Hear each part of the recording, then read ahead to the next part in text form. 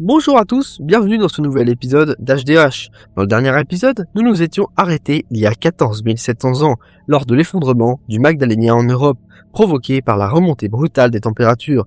Dans cette seconde phase de la préhistoire, nous allons voir l'homme s'établir en village de plus en plus important. Il abandonnera son mode de vie nomade pour devenir sédentaire. C'est ce qu'on appelle le néolithique. Avant que la vidéo commence, n'hésitez pas à mettre un petit like à cette vidéo.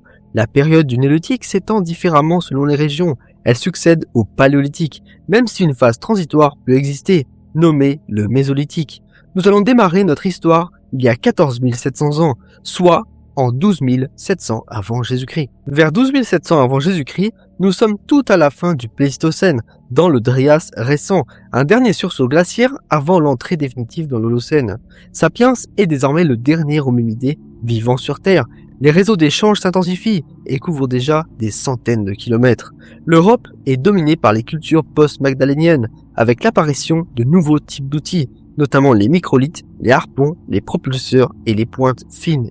L'art existe toujours, mais devient plus discrète que les grandes fresques du paléolithique supérieur. Vers 12 700 avant Jésus-Christ, le Drias récent maintient un climat froid et instable sur l'Eurasie. Les humains vivent encore en petites bandes nomades, mais les conditions commencent lentement à changer. À partir de 11 700, le réchauffement global marque l'entrée dans l'Holocène. Les forêts progressent, les grands animaux du Pléistocène déclinent, et les populations humaines s'étendent vers le nord de l'Europe. Au Proche-Orient, les cultures épipaléolithiques évoluent vers les premières formes de sédentarisation. Les Natoufiens s'installent dans des villages permanents, récoltent et stockent des céréales et développent les premiers outils de mouture, sans pratiquer encore d'agriculture. Vers 9600 à 9500, le néolithique pré-céramique émerge. À Göbekli Tepe, les premiers enclos monumentaux sont construits par des chasseurs-cueilleurs. Dans le Levant Nord et dans le sud-est de l'Anatolie, les premières domestications du blé et de l'orge apparaissent vers 9000, suivies de la domestication de la chèvre et du mouton vers 8800, notamment dans les zones montagneuses. À partir de 8200, les maisons rectangulaires se généralisent, permettant une densification des habitats. Environ 7 siècles plus tard, le site de Çatalhöyük est occupé et pourrait atteindre plusieurs milliers d'habitants. La domestication du bœuf et du porc est attestée dès 7000 avant Jésus-Christ.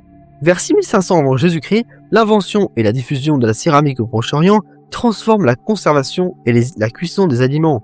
Un refroidissement brutal autour de 6200 provoque cependant des migrations importantes. À la fin du millénaire, les premiers agriculteurs débarquent en Europe, par les Balkans et l'Italie, amorçant la néolithisation du continent. À partir de 6000, la céramique se diffuse largement au Proche-Orient, tandis que les techniques agricoles s'améliorent.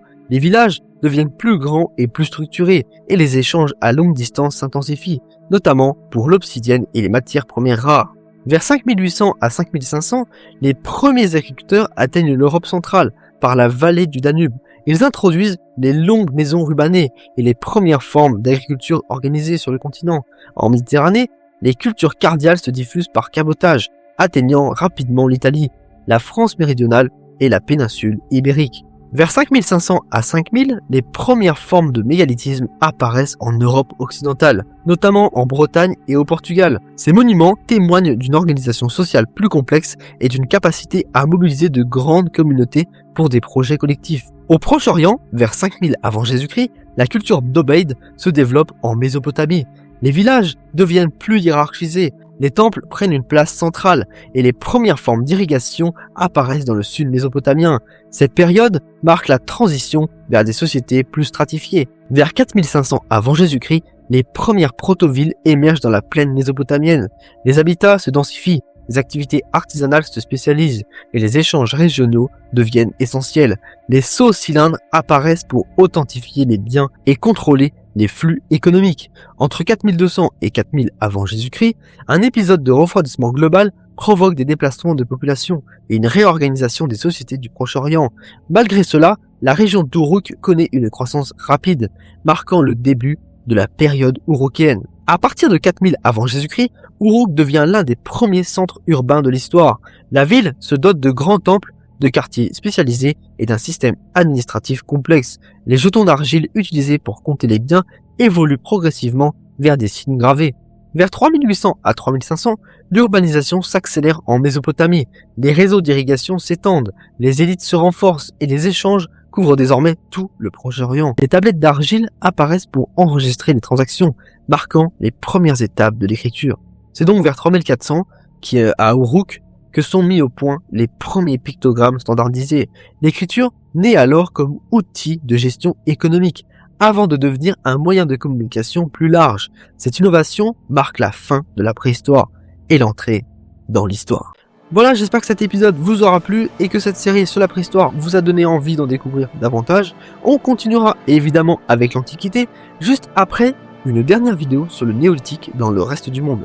Il faut bien rappeler que la préhistoire ne s'arrête pas à une date précise. 3400 marque simplement la première entrée de l'humanité dans l'histoire. Moi je vous dis à la prochaine. Allez, ciao tout le monde.